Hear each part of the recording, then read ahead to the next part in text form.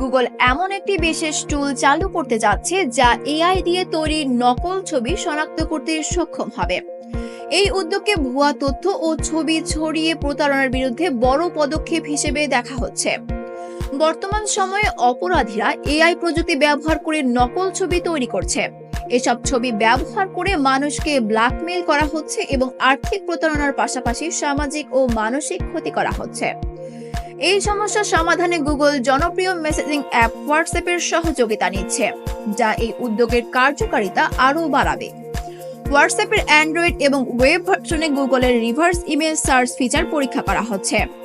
এর মাধ্যমে ব্যবহারকারীরা চ্যাটে আসা ছবি বা ভিডিওর প্রকৃত উৎস সম্পর্কে জানতে পারবেন। নতুন ফিচার ব্যবহারের জন্য চ্যাট স্ক্রিনের উপরের ডান পাশে থাকা 3 ডট মেনু অপশনে ক্লিক করতে হবে। মেনু থেকে যে কোনো ছবিতে ক্লিক করে গুগলের সার্চ অন দ্য ওয়েব অপশনে ট্যাপ করলে ছবি বা ভিডিওর আসল উৎস সম্পর্কে বিস্তারিত তথ্য জানা যায়। এই ফিচার ব্যবহারকারীদের ভুয়া কন্টেন্ট শনাক্ত করতে সাহায্য করবে, যা সামাজিক অস্থিরতা রোধে কার্যকরী ভূমিকা রাখবে। গুগলের এই উদ্যোগ প্রযুক্তির সঠিক ব্যবহারের মাধ্যমে ডিজিটাল প্ল্যাটফর্মকে আরও নিরাপদ এবং নির্ভরযোগ্য করে তুলবে।